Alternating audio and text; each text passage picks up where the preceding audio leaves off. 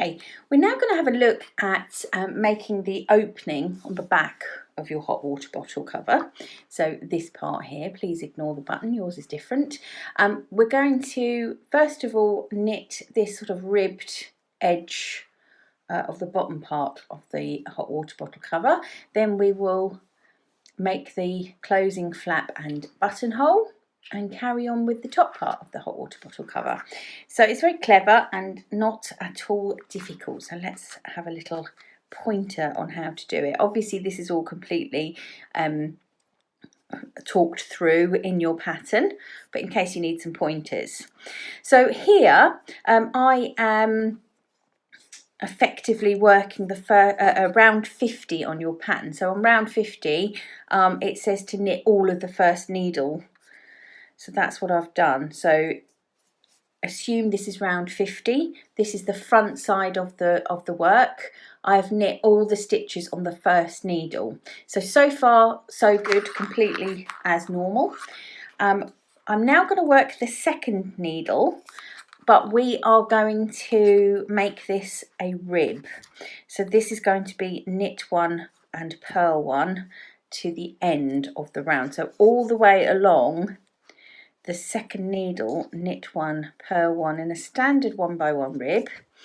And what that's immediately done, as soon as I've introduced a purl stitch, I have introduced a differentiator between the front and the back of the work. Now obviously that gets it really obvious as we work the opening, but right away you now know which is the front and which is the back of the work, so that's quite handy. So I'll whiz all the way along to the end of this needle. Okay, so I'm at the end of the second needle now, and obviously my little sample here is much smaller, but it's exactly the same. It's going to work in exactly the same way.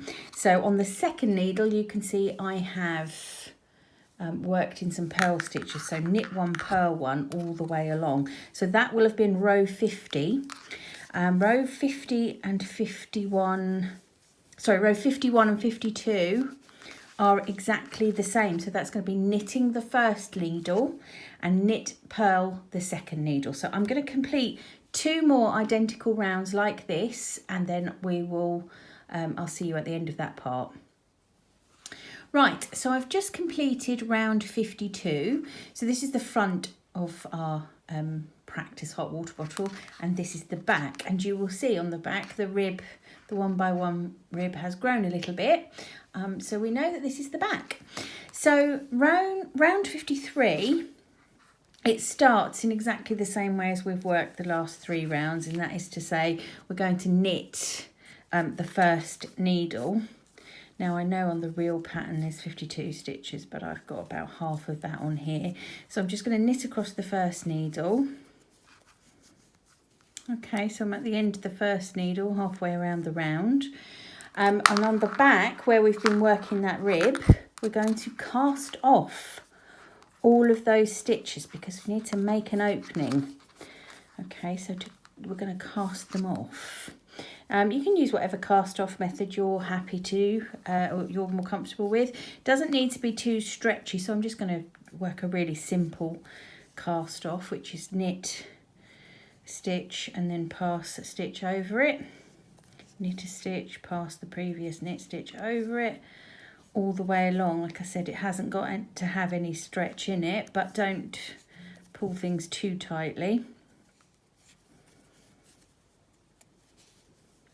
Okay, I'm now casting off the last stitch, and I'm going to cut the yarn and just pull that through. Okay, so let's just take a look at what's going on here. We've got, if I turn it over, the first needle's worth of stitches absolutely untouched, just as they have been all the way along. And when I turn over, we've got this lovely cast off edge of this rib. So now we've kind of got access to the inside bottom part of our pretend excuse me, hot water bottle here. hot water bottle cover, sorry. So what next? Well, what we need to use this needle. So what I'm going to do is I'm going to put all of these live stitches, that's what the stitches that are still on there are called, I'm going to put them on a spare double pointed needle that I've got here. You can use yarn.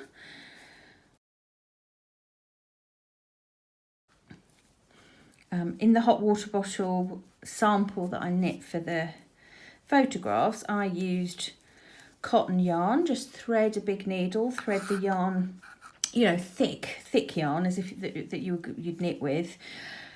Thread it onto my needle and thread it through each stitch, and just took the stitch off of the needles. If you're going to use waste yarn on the Moordale that you will be using for the hot water bottle cover, my advice would be to use a smooth yarn like a cotton, something that isn't going to have fibres that are going to grab onto the fibres that are there in your Moordale. There's a little tip.